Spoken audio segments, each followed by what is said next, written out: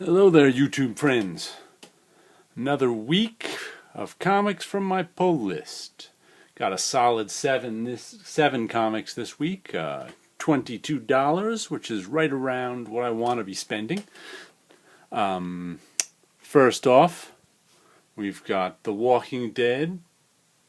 I guess at the beginning of a news story, Blood for Blood. Last issue ended with a cliffhanger, so I'm not even going to open this one for fear of spoiling anything, because that was one heck of a cliffhanger last issue. If you're buying it in the omnibuses, you're going to wait 4 years to see what happened. But anyway, Walking Dead, good as ever. I'm enjoying it. Next we got Velvet, number 11, part 1 of The Man Who Stole the World. As a conspiracy unravels, Velvet returns home with a vengeance. I'm actually really excited about this issue because this book has just been so good. The art is so beautiful. The story is excellent. We won't get too far into it because, once again, last issue ended with some dramatic events, the last story. There's Velvet. And her leathers. Like I said, this might be the one I'm most excited about this week because this story has just been so good. Velvet has just been an A++ book since the first story arc was an A. The second and third story arcs have an A+. So this is just good stuff. And next we have Injection. Was this Warren Ellis? Shalvey and Jordi Belair. I still don't know the artist. I don't know the artist very well, but I know the colorist and writer. What is it? Declan Shalvey. This is finally starting to come together a bit. Finally starting to make a little sense to me. A story about British spies and secret stuff and magic and...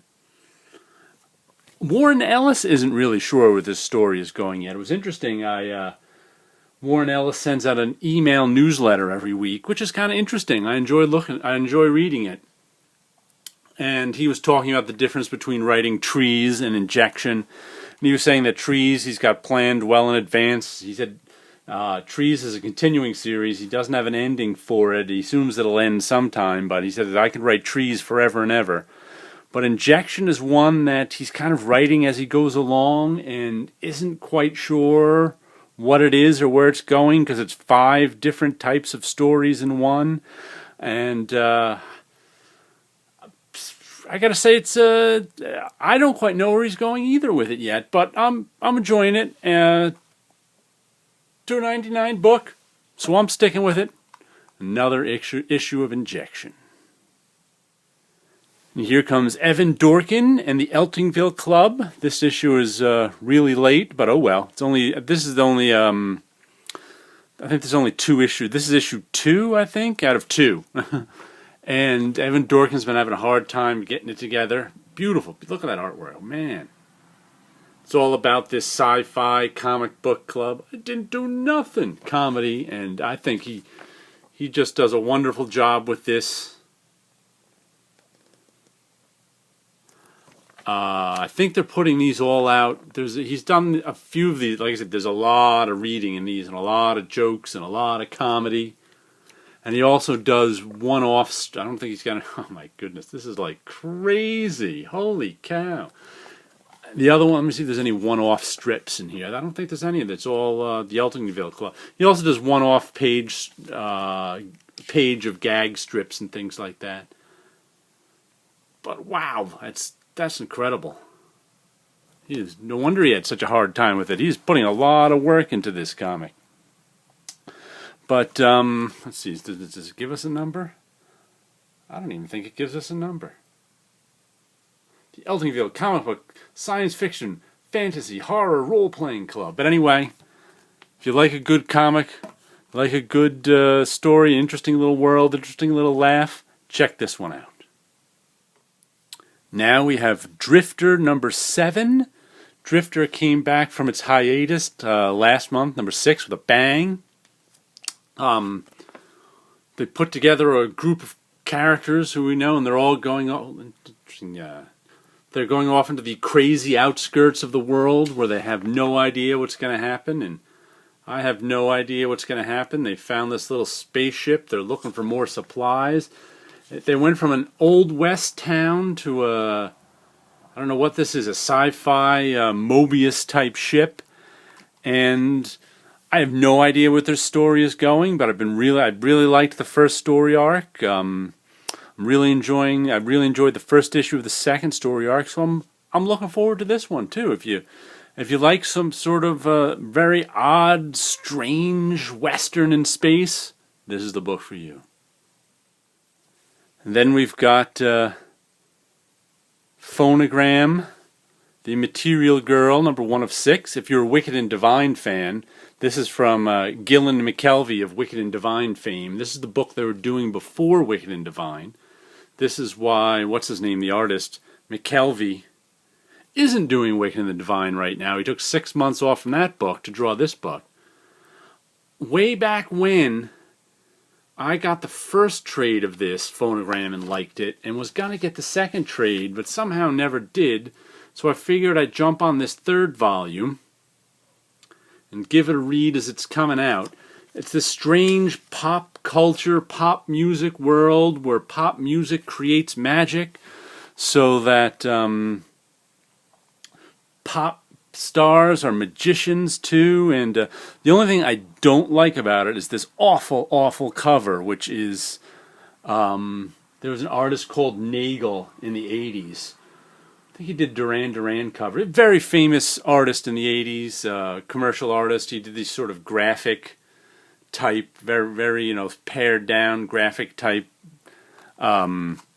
illustrations. And he was never my favorite artist, but I really don't like when people imitate him, because Nagel is better than his imitators. So I would rather have seen McKelvey give us an image of his own rather than copying Nagel for this cover, because I think his own imagery is stronger than his imitation Nagel imagery. But anyway, this was also the book I cut XO Man of War off my list for, because this is a $3.99 book, so a $3.99 book had to come off my list, and that was the Valiant XO Man of War, which is a decent book, but I'm more interested in Phonogram right now. The last book of the week is Beauty, number 1. I read the preview of this one in whatever comics it ran in an image. I was kind of on the fence about it. I didn't put it on the first issue on my pull list, but I had some extra sitting around, so I said, all right. This will push me from under $20 to just over $20, so I decided to pick it up. It's a story about a STD that makes you beautiful. So we'll see how that plays out. I'm not really sure what that means, but I got the issue with extra buttocks. They know how to sell a comic to me, so that's the cover I picked. Anyway, those are all 7 of my comics for the week. And now we'll give you a look at my background art. This is my blue corset woman. There's a print I did back in 2012. I've actually reworked this image a few times. It was originally a tiny little drawing I made, and I liked it, and I made a slightly larger painting out of it. Then I redrew it for this print. I recently found all these prints in a pile. That's why they're all from 2011, 2012. But I like that one. For some reason, that's one and I like of mine. Don't always like everything, but some. And this, I think this was from. This is just a proof. It says proof number 2. I don't think I ever made a finished print out of it, but this was I was making prints of comics. Let's see what she's saying over there. What's missing in my life is dancing. I used to move with grace and style, but style and I parted company a long time ago, and grace left on the noon bus. Oh. But to count the things that are not, that is an area of math where I refuse to go. Now to make sense of it all, I have to dance. Movement brings clarity, and clarity brings movement. So when I can't dance, I pace. It's good for the brain. What does it say up here now? Let's see. Look out for me was the shout heard by everyone on 3rd Street. But as they all looked up, fairy dust came down and made their feet lighter.